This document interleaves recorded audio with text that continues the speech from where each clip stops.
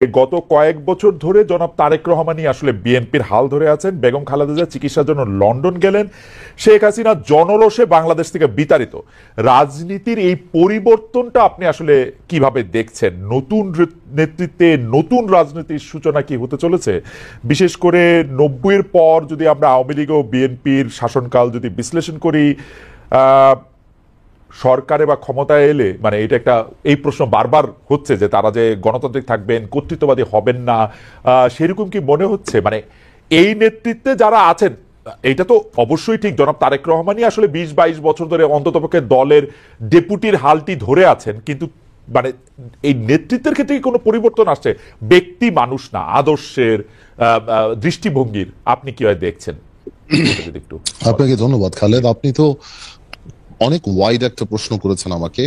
আমি একটু ব্যাকগ্রাউন্ডে যাব। দেখুন, আপনি সমষ্টিগতভাবে যদি বাংলাদেশের রাজনীতির অবস্থা দেখেন, গত 17 বছরে যে একটা ভীতির সংস্কার, ভীতির একটা সংস্কৃতি আমাদের রাজনীতিতে ছিল, যার কারণে 17 বছর কিংবা 20 বছরে ভালো মানুষগুলি রাজনীতি থেকে দূরে সরে যায়।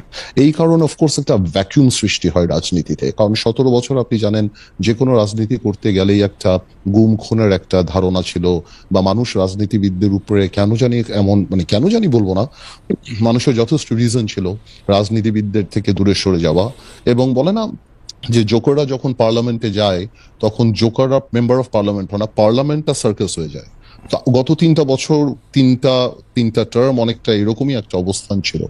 তো এ কারণে, আর তারেক রহমান সাহেবকে নিয়ে আপনি যে কথাটা বললেন, উনি গত 10, 12, 15 বছরে যেভাবে বিএনপি কে বিদেশে বসে যেভাবে নেতৃত্ব দিয়েছেন, এবং নিচ থেকে ওপর পর্যন্ত, সত্যি কথা বলতে উনি আওয়ামী লীগের মাথা খারাপ করে দিয়েছেন। যে বাইরে থেকে সাংগঠনিকভাবে উনার যে নেতৃত্ব ছিল, ন্যাচুরালি বিএনপি ভাঙতে পারেনি, বিএনপি পথচ্যুত হয়নি বা অন্যদিকে যায়নি। তো সেই ক্ষেত্রে দলের মধ্যে, এবং আমি মনে করি সারা বাংলাদেশে, ওনার একটা আলাদা গ্রহণযোগ্যতা আসছে। এখন বিএনপি সামনের দিকে যদি ক্ষমতায় আসে, তাহলে বিএনপি কি করবে সেটা নির্ভর করে, সত্যি কথা বলতে, বিএনপির সমষ্টিগতভাবে বিএনপির মানসিকতার উপরে। বিকজ আপনার ডেমোক্রেসি তো অ্যাকচুয়ালি ইজ আ মাইন্ডসেট। আপনি আপনার বিরুদ্ধের কথাকে সুযোগ দিলে ডেমোক্রেসি থাকবে, আর সুযোগ যদি আপনি না দেন, তাহলে ডেমোক্রেসি থাকবে না। তো এটা সম্পূর্ণরূপে একটা মাইন্ডসেটের ব্যাপার। এখন বিএনপি যদি ওনার কর্মকাণ্ডে বা বিএনপির কর্মকাণ্ডে যদি সেই রিসিপিয়েন্ট বা ওই রিসিভিং এন্ডে থাকতে পারে, বা ওই মানসিকতা থাকতে পারে, এবং এই 17 বছর এত কিছু দেখার পরে যে আপনার রাষ্ট্র পরিচালনায় ব্যর্থতা বা পতন, বা যেটা পতন বলবো না, আওয়ামী লীগের তো, যেটা আমি আপনাকে আনঅফিসিয়ালিও বলেছি, যে আওয়ামী লীগ এমন একটা রাজনৈতিক দল যার বাংলাদেশে শুধু রাজনৈতিক পতন হয় না, এই সামাজিক পতনও হয়েছে। যে এই ধরনের সামাজিক পতন আগে হয়নি। বিকজ আওয়ামী লীগের অবস্থানটা, আওয়ামী লীগের অ্যাট্রসিটিটা, আওয়ামী লীগের দুর্নীতি বা সবকিছু একটা হাউস ওয়াইফের কাছে, একটা সাধারণ শিশুর কাছেও চলে গিয়েছিল। এবং এই লাস্টে যে এই গণহত্যাগুলি, তো আমি সেটাই বলবো যে এখন তো আর নির্দিষ্ট শত্রু লাগবে না আমাদের পতনের জন্য। আমরা যদি আওয়ামী লীগ থেকে শিক্ষা না নেই, আমরা যদি ডেমোক্রেসি প্র্যাকটিস না করি, তাহলে অদৃশ্য শত্রু আমাদেরকে সেটা করে দিতে পারে। তো আমার মনে হয় ভবিষ্যৎ তো আর আমি বলতে পারবো না, এটা ঈশ্বরের উপর নির্ভর করে। আজকে পর্যন্ত আমি আমার জায়গা থেকে বিএনপির সাথে যতখানি কথা বলছি, যতখানি রাজনীতি করছি, আমি যথেষ্ট অ্যাকোমোডেটিভ। এবং আপনি যদি ইদানিংও দেখেন, বিএনপির 31 দফা থেকে আরম্ভ করে অন্য সবকিছু, বিএনপি আমাদের সবার সাথেই কথা বলছে, সবার কাছ থেকে ড্রাফট নিচ্ছে, সবার কাছ থেকে উপদেশ নিচ্ছে, তারপর ওনারা এটা বাস্তবে আসছে। তো আমি যথেষ্ট অ্যাকোমোডেটিভ নেচার বিএনপির দেখতে পাচ্ছি। সো ইনশাল্লাহ, আমি প্রোগ্রেসিভ থিঙ্কিং, আমি মনে করি আর খারাপ কি হবে, ইনশাল্লাহ ভালোই হবে। পার্থ, আমি ভবিষ্যতের জায়গা থেকে এখন শুধু বর্তমানে পাটাতনে একটু আসতে চাই। আপনি জানেন যে 24-এ ছাত্ররা রাজনীতির গতিপথ, মানে ছাত্রদের নেতৃত্বে রাজনীতির গতিপথ যেভাবে পাল্টে গেছে বা পাল্টে দিয়েছে ছাত্ররা, সেখানে আপনারা যারা 53 বছরের বাংলাদেশ রাজনীতির দ্বিতীয় বা তৃতীয় প্রজন্ম, মানে আপনাকে যদি আমি বলি, তাদের রাজনৈতিক প্রাসঙ্গিকতা বা রাজনীতিটা কি আগের মতো আর আছে? আপনারা কি নতুন করে কোনো কিছু ভাবছেন? আপনি নতুন করে কিছু ভাবছেন কিনা, মানে আমি আপনারা, এটা অনারিফিক প্লুরাল পার্থ।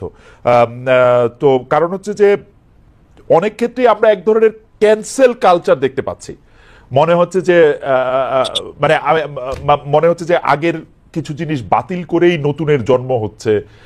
সেই ক্ষেত্রে আপনি নিজেকে কোথায় দেখতে পান ব্যারিস্টার পার্থ?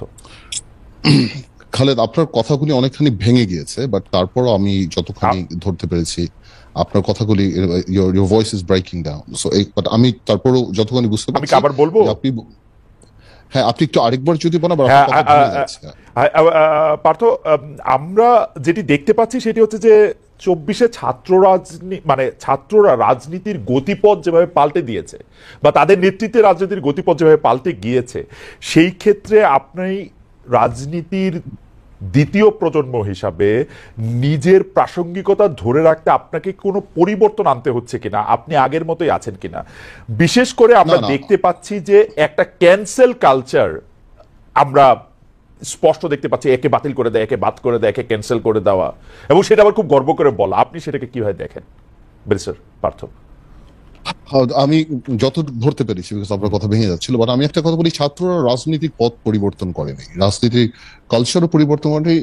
ছাত্রদের নেতৃত্বে একটা বড় ফাউন্ডেশন যেটা আগে ছিল সেটার উপরে ছাত্ররা নেতৃত্ব দিয়ে একটা সরকার, স্বৈরাচার সরকারকে পতন করিয়েছে। এইটা বাংলাদেশের রাজনৈতিক কালচারকে আপনি কোনোভাবেও কোনো কলমের খোঁচা দিয়ে পরিবর্তন করতে পারবেন না, কোনো আইন, কোনো সংস্কার করে পরিবর্তন করতে পারবেন না, যদি আমরা মানসিকভাবে বাংলাদেশের কালচারকে রাজনৈতিক কালচারকে পরিবর্তন না করতে চাই। আপনি যত সংস্কার করেন, যাই করেন, যারাই ক্ষমতা আসবে তারা যদি অ্যাবিউজ করতে চায় ওনারা অ্যাবিউজ করবেন, আর মানসিকতায় যদি অ্যাবিউজ না থাকে তাহলে এই অ্যাবিউজ হবে না। সুতরাং অনেকেই মনে করে হ্যাঁ সংস্কারকে আমরা ওয়েলকাম জানিয়েছি, এখনো জানাই। আর আপনি যদি আমাদের কথা বলার চেষ্টা করেন, আমাদের রাজনৈতিক মোটো বা আমার বাংলাদেশ জাতীয় পার্টি বিজেপিতে আমি যেই দলের চেয়ারম্যান, আমাদের মোটোটা সম্পূর্ণ ডিফারেন্ট। আমি আমার জায়গা থেকে, আমার স্বল্প পরিসরে যেখানে আমি কাজ করি, আমি এই জিনিসটাই উপলব্ধি করতে পেরেছি যে ভালো আহ, ভালো রাজনীতি আনতে হলে ভালো রাজনৈতিক মানুষের রাজনীতিতে আসতে হবে, এছাড়া আর কোনো ওয়ে নাই। সুতরাং আমরা ওই ক্যাম্পেইনই করছি, যার কারণে আমরা ঢাকা বলেন, বাইরে বলেন, আমরা সমাজে সেই গ্রহণযোগ্য মানুষগুলিকে রাজনীতিতে আনার চেষ্টা করছি, যাতে আমরা আমাদের মানসিকতায় we can accommodate more intelligent and more political people than us. এটা যদি হয়, এই মানসিকতা থাকলেই আপনি বাংলাদেশকে পরিবর্তন করতে পারবেন। আদারওয়াইজ কোনো আইন করে, কোনো সংস্কার করে এগুলি লোক দেখানো হবে এবং এগুলি টিকবে না। আমরা জনাব আন্দোলিব রহমান পার্থকে শুনলাম। আমরা যখন আবার আন্দোলিব রহমান পার্থর কাছে ফিরবো, তখন তার একটা কোটেশন নিয়ে আমি একটু একটু কথা বলতে চাইবো, তার কাছে একটু জানতে চাইবো যে আপনাকে কোট করা হয়েছে বা আমি কোট করছি এরকম যে আমাদের দেশে ভালো মানুষ লাগবে, ভালো মানুষ ভালো হলে সব ঠিক হয়ে যাবে। এই ব্যাপারটার ক্ষেত্রে আপনার মানে এখন এইটার একটু ইলাবোরেশন আমরা একটু চাইবো, যে আপনি মানুষ ভালো বলতে সিস্টেম পুরো একটা তাত্ত্বিকভাবে বা কোনভাবে আসলে মানুষকে ভালো হতে বলছেন এবং সে ভালো হওয়াটা আসলে কিভাবে সম্ভব। আমরা একটু জনাব মাহির কাছে ফিরি। জনাব মাহি, আপনি জনাব বদরুদ্দোজা চৌধুরীর জানাজায় দাঁড়িয়ে বলেছিলেন যে বি চৌধুরী সাহেবের শোবার ঘরে জিয়াউর রহমানের ছবি আছে, এবং যখন বেগম খালেদা জিয়া চিকিৎসার জন্য লন্ডন গিয়েছেন তার আগে আপনি ফেসবুকে তাকে শুভকামনাও জানিয়েছেন। আপনি কি এর মাধ্যমে বিএনপিকে কোনো বার্তা দিতে চান? আমাদের প্রশ্নটা হচ্ছে এই জায়গায় যে কেউ কেউ বলেন বিএনপির সঙ্গে আপনাদের যে দূরত্ব, মানে সেটা জনাব চৌধুরী আজ নেই পৃথিবীতে, সেই দূরত্বের কারণ হচ্ছেন আপনি। আপনার সাথে জনাব তারেক রহমানের সরাসরি দ্বন্দ্বের কারণেই বিকল্পধারা আর বিএনপি দু জায়গায় অবস্থান করতেছে। আপনি কি এটা নিয়ে কিছু বলবেন মাহি ভাই? না, আপনার পার্থর সাথে আলোচনাটা অত্যন্ত চমৎকার কিছু বিষয় নিয়ে আলোচনা হচ্ছিল, সেখানে কিছু বলতে পারলে একটু সুবিধা হতো, বাট তারপর আপনি বলতে চাইলে বলতে পারেন মাহি ভাই। তারপর আমি আপনার প্রশ্নের আগে উত্তর দিয়ে নেই। জি, জনাব তারেক রহমানের সাথে কোনো বিরোধ আমার কখনোই ছিল না, ব্যক্তিগত দ্বন্দ্বের কোনো প্রশ্নই ওঠে না। আমাদের একটা রাজনৈতিক একটা মত পার্থক্যের জায়গা ছিল, এবং সেই মত পার্থক্যের জায়গার পরও আমি আবার একটু মনে করিয়ে দিচ্ছি, কারণ মানুষের অনেক সময় ভুলে যায়। আমাদের কিন্তু 2004 বিকল্পধারা জন্মের পরে আমাদের 2008 যে নির্বাচন, সেটা আমরা বিকল্পধারা থেকে আলাদাভাবে অংশগ্রহণ করেছিলাম। পরবর্তীতে 2009 সাল থেকে কিন্তু আমরা বিএনপির সাথে যুগপৎ আন্দোলনের রাজপথে ছিলাম। আমরা একসাথে 2014 নির্বাচন বয়কট করেছি। 2018 নির্বাচনের, আওয়ামী লীগের সাথে জোটবদ্ধ নির্বাচনের সিদ্ধান্তের আগ পর্যন্ত আমরা রাজপথে বিএনপির সাথে ছিলাম, ওদের দূরত্বের বিষয়টা ঠিক না। রাজনৈতিক মতপার্থক্য জায়গায় থাকতেই পারে। দ্বিতীয়ত, শহীদ রাষ্ট্রপতি জিয়া রহমান আমাদের কাছে রাজনীতির ঊর্ধ্বে একটা বিষয় বলে আমি সবসময় বলেছি। আমরা বাংলাদেশের জাতীয় দলের রাজনীতির কথা বলছি, এবং শহীদ রাষ্ট্রপতি জিয়া রহমান তার ছবি আমাদের বাসায় সারা জীবনই ছিল, সবসময় ছিল।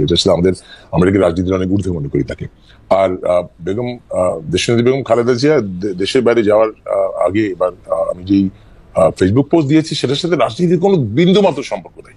সেটা আমি একেবারে সন্তানের জায়গা থেকে দাঁড়িয়ে আমি তার জন্য শুভকামনা করছি। কেন মাত্র এটাও বলেছি, আমি ব্যাখ্যা করেছি কিছুদিন আগে আমার বাবা আমাদের চলে গিয়েছেন, যে কারণে সেই জায়গাটায় দাঁড়িয়ে আমি আমার অনুভূতিটা ব্যাখ্যা করেছি।